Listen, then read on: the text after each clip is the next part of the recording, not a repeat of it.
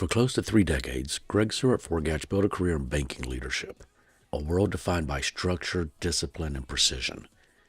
But behind the scenes, another voice was growing louder, a voice shaped by melody, emotion, and the need to tell a story. After releasing 2 albums with the Rise Entertainment, Greg emerges in full creative force, producer, songwriter, and storyteller. This is the journey behind the music. So before these 2 albums, before any of the songs you ever wrote were produced, most people knew you from a different world, which was your decades in banking leadership. What opened the door for you to step into songwriting and finally let that part of yourself speak? This is something I've had a passion for ever since I was, well, ever since I can remember, to be honest with you. I found that was a outlet for me. Songwriting, writing in general, but songwriting because I had such a passion for music. I loved writing lyrics to express myself because being gay, growing up in the South, so taboo. I had no outlet. I So had nobody to talk to. Was this a way for you to sort of absorb those emotions that you had to keep hidden? I don't think absorb is the right word. I think release. Okay. It was a way for me to express myself and my emotions and my feelings in a very private way that was for my eyes only.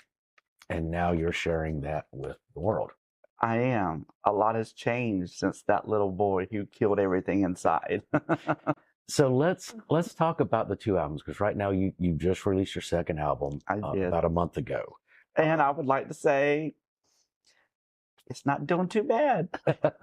So the second album is I Am the Revolution, and we'll get to that in a moment. But as you listen to these first 2 albums, and I've got a little behind the scenes stuff, exposure to this, but we'll get into that later.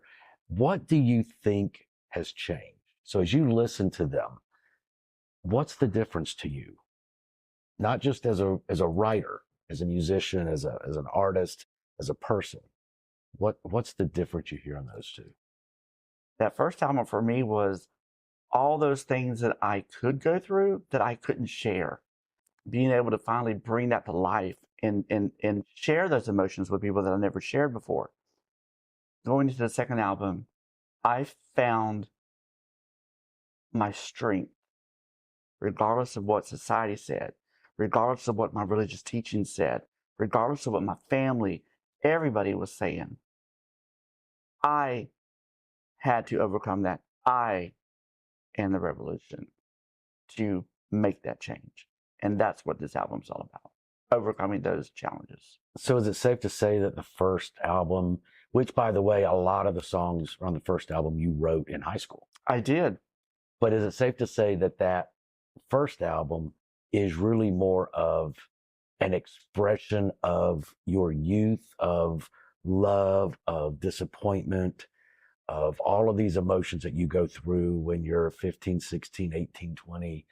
And the second album is the adult Greg looking back and saying, you know, I'm empowered to do this. I am the one who can take this, and I need to take ownership of that and sort of break out of that mold that you felt you were put into for so many years. You know, mold is one way to put it. I consider it a box. So I think it's safe to say that both albums do carry a certain emotional weight. And we've talked a little bit about the difference between them, but in themes of identity, resilience, finding your voice, which song? So at what point in this journey, when you were putting these together, did you realize you're not just making music, you're actually telling your story? That's a great question.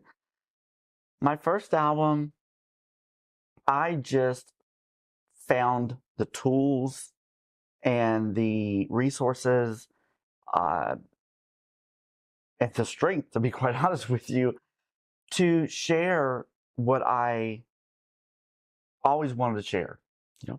My second album is when I started to bring my current situation into words, to start expressing things that are going on with me in today's time. To your point, though, there was one song that I wrote, and it's called Teach Me Lies. And you wrote that recently. I wrote that recently. So Teach Me Lies was my way of saying, I now am at an age where I did not have to be scared of myself. I did not have to feel like I wasn't as meaningful or as important or as true as everyone else around me. Kept me in the shadows where I never did belong. Teach me lies, tell me it's wrong. Teach me lies, make me weak and not strong. The song Teach Me Lies confronts the wounds left by religious zealotry, the kind that tells LGBTQ people they're broken, sinful, and unworthy of love. Greg turns pain into truth, laying bare the damage those lives carve into a person and reclaiming the strength to heal and embrace acceptance. And that message, I realized at that moment, that message wasn't just for me. That message is for every little boy out there or every grown man out there that's gone through exactly what I've went through. And I think part of this anthem isn't just you breaking out, but trying to get maybe folks who are doing that today to understand how dangerous that is. So let's talk about you and your husband, who I hear is a fantastic guy. Yeah, he's all right. The two of you built, two of us built Rise Entertainment together. And we do a lot more than music, but as it pertains to the music, this became a core sort of key component of the foundation. What was collaboration like behind the scenes? And I'm not joking when I ask about the late nights, the breakthroughs, the tense moments, the arguments. Yeah, but how did that shape the music? Did it shape the music? Not speaking of you in the third term here or second term, I appreciate you so much. You pushed me further out of my comfort zone with this song because I think you know the impacts that my upbringing has had. You know the things that you've been through and I've been through collectively and on our own. And when I first, anytime I run a song by you, you can look at me and you know if I am letting you hear it because I am just beaming with joy that this is it, or if I'm looking for your approval. And you know that when I'm looking for your approval, that is not the end result. And I was looking for your approval on Teach Me Lies. And you kept saying, no, you're holding back. I haven't heard your breakthrough. I haven't heard your crescendo, whatever you want to call it. Keep working at it. And I would get mad and frustrated. And I was thinking, you're just nitpicking. You're making me mad. But deep inside, I knew you were right. Or I would have never went back to the drawing board. Well, the song itself, the first couple of drafts were really good. Don't get me wrong. They were really good. But I knew you were looking for something that was more like an anthem, something that represented the moment where you said to hell with everybody else. And I didn't feel like the previous versions of that. And you didn't really change the words as much. You changed the emotional resonance of the song. And you did that in such a way, and you lifted the music that feeds the chorus in such a way that it actually felt more like a breakthrough. And you could imagine you standing on top of a stage screaming that out. Or a mountain. But I think church parking lot, I don't know. and I don't want to focus just on Teach Me Lies. I think there's a lot of other songs. I mean, we collaborate to some degree on everything, but it's always your vision, your words, your lyrics, your music. It's not me. I'm just I'm just the one that tells you, hey, this sounds good, or maybe we could do something different. But I'm thinking about some of the other ones that we did. I know Feel the Heat. We actually, part of the collaboration was the title. Yes, yes. It wasn't the music. I love the Because song. I was originally going to call it Can You? And after speaking with you, I'm like, you're right. My audience isn't going to really relate to that title as much for what that song was about. The song was a playful song. Can you feel it?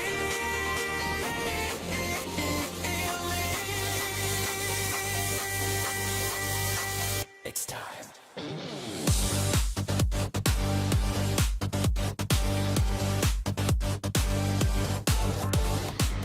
Talk about the creative turning point. Okay. So every songwriter has a moment where a lyric or a melody hits them so hard they know, oh, this is going to change everything, right? This is the moment. For both albums, was there a moment where you finished a song and went, okay, this is a turning point. This is like a whole new me. And I think I know the answer, or I know a answer. I want to see what you say. Okay. There was one song.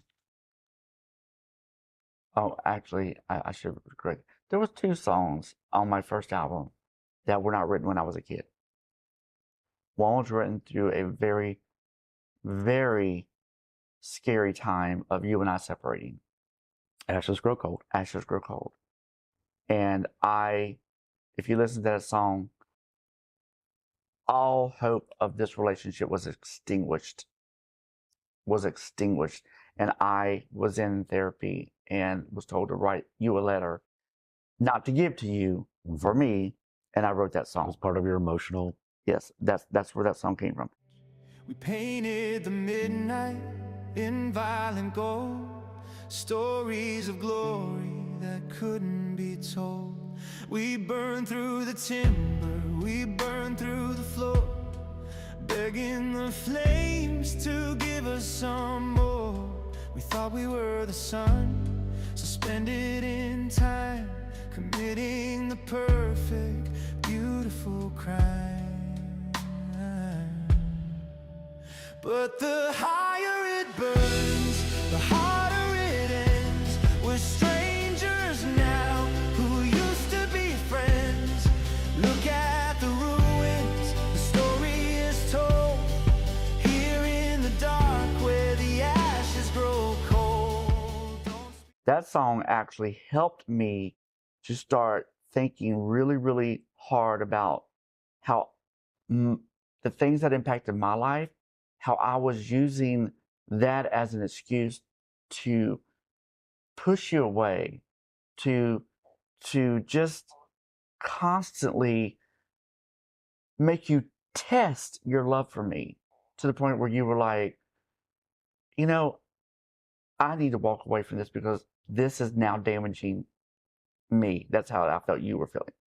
The second song I wrote, and this is going to sound a little funny, but Paranormal Pulse. That song was because we created this company. We created our series, Chris and Grace on a Road Trip. For those of y'all that don't know, yes, I'm in a series. And hey, I'm in a series too. yeah, well, I'm serious. So I see it. and that song helped me realize, and it also inspired me to do the second album. And the reason, because I was like, I forgot how much I love writing. I forgot how much I love expressing myself. And I wanted to create an anthem, not an anthem, but a song for our show that was us. It was personal.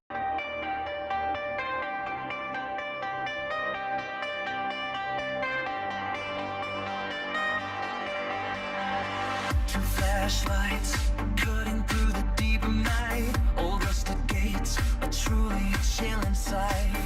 Got our EMF readers, a camera crew of 2, ready to film whatever ghosts decide to do. Oh, the paranormal pulse is getting strong. Where the veil is thin and things just feel alright.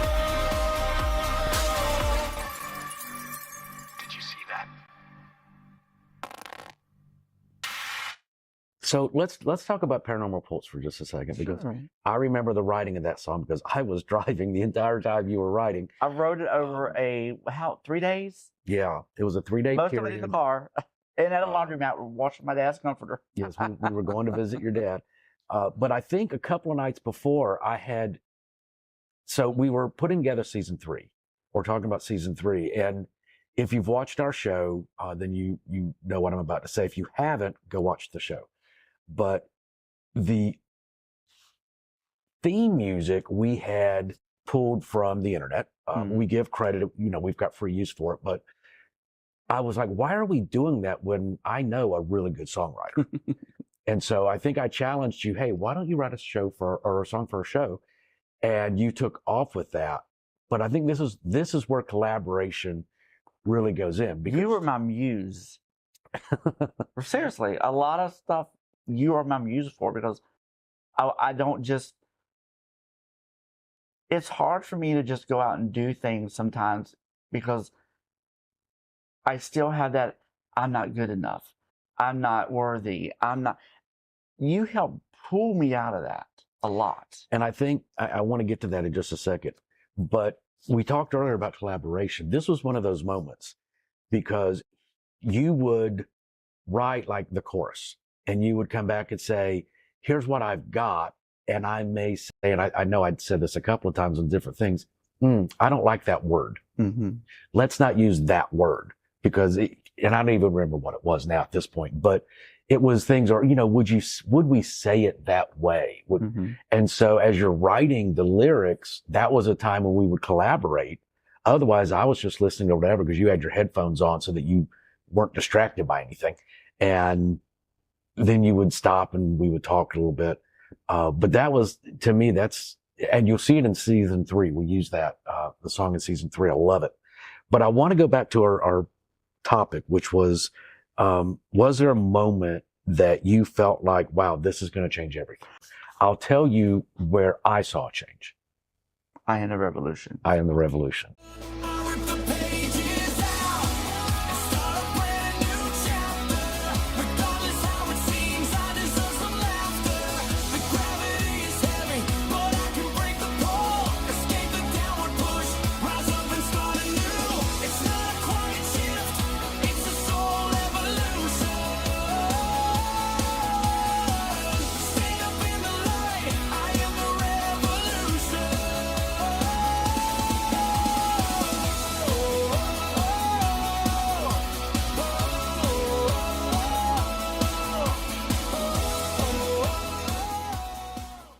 And I say that because I know that song was also written. We had both been having a really bad week.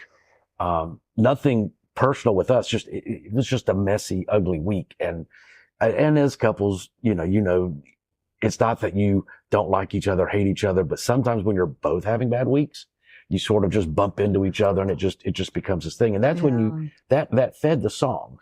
Yeah, but I think there's something that you're missing too. What? When I left corporate, all of a sudden, I didn't have that busyness in my life. And I had time to just sit and think about me. I got depressed. You went through it with me. I got very depressed on how I started dwelling on all the shit that I hadn't thought about for years. And that is what helped spark I Am the Revolution. I am the only person in my life that can break through those clouds and claim my own skies. And that's what I did with the help of my husband. And I watched you go through it, and it was very, and I'm really proud of you getting out in front of this. And this kind of leads to our next question, but I'm really proud of you because I remember the day you pulled out that notebook or the file and said, oh my gosh, look at all of these songs I've written that are 1980. I wasn't going to give a year, but okay. And then it was like, you wanted to sit down and put music to them and, let's bring these to life. So let's talk a little bit because let's face it, right now, we're going through an explosion of artificial intelligence. Yes. And AI is being used, to create videos that are fake, to create news that's fake, to create people that are fake, but it's also used by people to create music. Mm-hmm. And while that in and of itself isn't a bad thing, there are people who will go and say, hey, AI, write a song about me falling in love. Yeah. And and AI creates the lyrics, AI creates the melodies, AI creates the song, AI creates the title. And basically they just feed it in and 5 minutes later it's done. What do you want your listeners to understand about your creativity and your songs? And I say that because we can tell you it's not your voice. No, it's not my voice. No, I never claimed to. I don't even, personally, I don't even like the apps that will take your voice and make it sound really good. So it is you. Cause kind of the auto-tune. Yeah. I don't want to fake anything anymore. I've spent a life of living a double life. You know, you have to be this one person in front of family and work and in society, and then another person in your own kind of closet, if you would, of trying to have friends and have your own life behind the spotlight of society.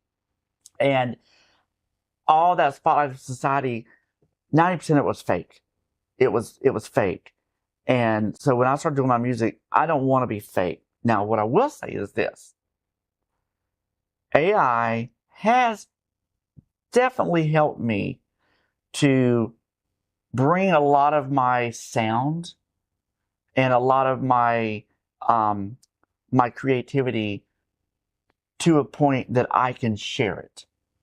Because I can't, none of us really, not many of us can afford to go into these big studio productions and have millions of dollars at the disposal to have all these different people, do this stuff. And there's one thing that you might want to realize is even these mega artists, there's not many they don't make their own music.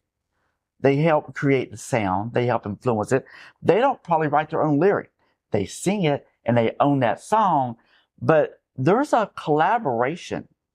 And what I've done is I've taken that same mentality and I've used multiple platforms, multiple tools, multiple devices, and I've used all that with my own emotion, my lyrics, my creativity to use that as a tool to get to where I am today and able to do these albums.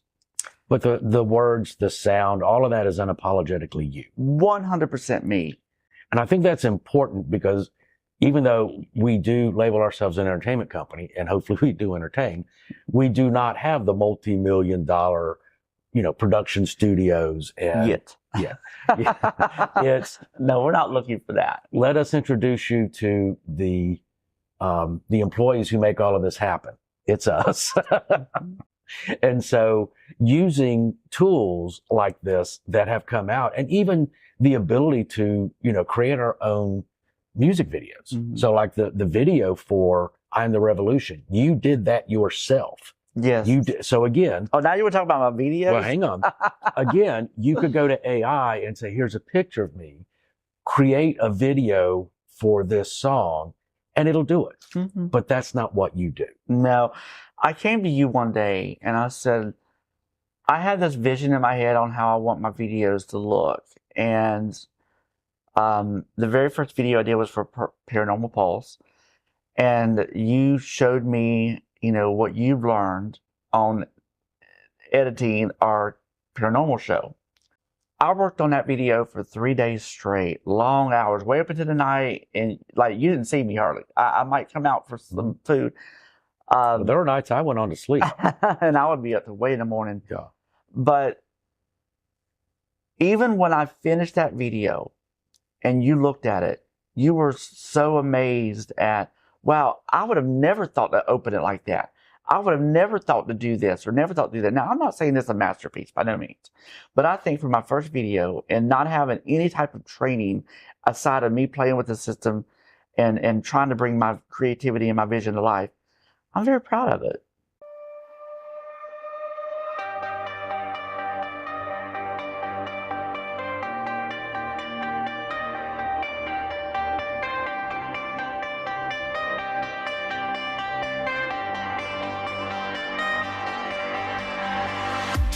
flashlights.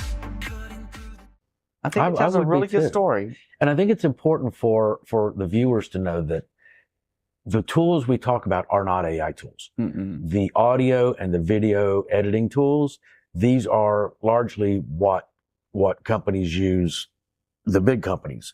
So Mhm. it may be DaVinci and other tools that give us the ability to control. So like when I master your track, I'm listening to, what's the field depth of it? And does it sound like it's a little tinny? Does it sound like you're doing it in a little room? Can we get a little bit more breath out of the sound? And the same thing with the video. You're looking at transitions and you're looking at timings and you're looking at what works well and how do we layer all of these different things, because most of what you see in movies and TV aren't two-dimensional images. They're layers of images, Well, layers of sound. That's a good point. So there are some clips in my videos that people look at it and they'll say, "Oh, that's cute," but what they don't realize is that may be 10 to 15 different things in that one clip. Things overlaid, transitions, the sounds, the different things that are coming in, the lights. There's so many different things per little clip that you just would never even imagine that wasn't just one thing. Right. For us, this isn't about success or failure. It's just about being honest. It's about being ourselves. It's about living our true life and seeing, what we can do and where we can do it.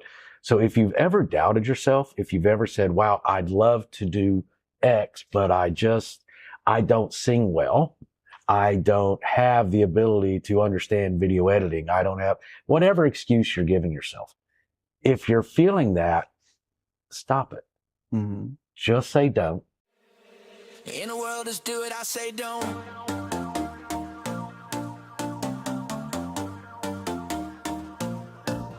Don't love to dance, don't love to sing, don't love to get into the groove of things, don't push too fast. Just dance. It's time to get up and dance. Dance. This beat's got me in a trance. I promise you, following your dreams It will take you to places you never dreamed you could go. Emotionally, spiritually, whatever your beliefs are. Just, be true to yourself. Don't worry about what everybody else thinks you should be or who you should be. Be true to yourself. Who gives a shit? I don't care if a little baby's playing with a truck or a baby doll. Don't teach them that one's right and one's wrong because of their biological makeup. just let them enjoy Just the moment. let them be them. And don't be afraid to follow your dreams. I think that's an important one coming out of this. And I think the second album, I Am the Revolution, speaks to that. Don't be afraid to follow your dreams, and don't forget that you're the revolution you've been waiting on. So if you've been waiting for some reason to follow your dreams, now's the time. You are your own revolution. Yes. Thanks. We will talk to you folks again in the future. Yeah, this has been fun, guys. And now I've got to go do some editing. So Yeah. All right. More videos coming out. I'm releasing my album. One song's out, I Am the Revolution. There's going to be a second song dropping soon with a video. Hope you like it. Subscribe, share, and with that, peace out. This has been Behind the Beat with Greg Surrett-Forgach. Be sure to listen, follow, and subscribe to stay connected. And for more from Arise Entertainment, including our games, music, shows, and exclusive products, visit us at ariseent.com. Thanks for tuning in.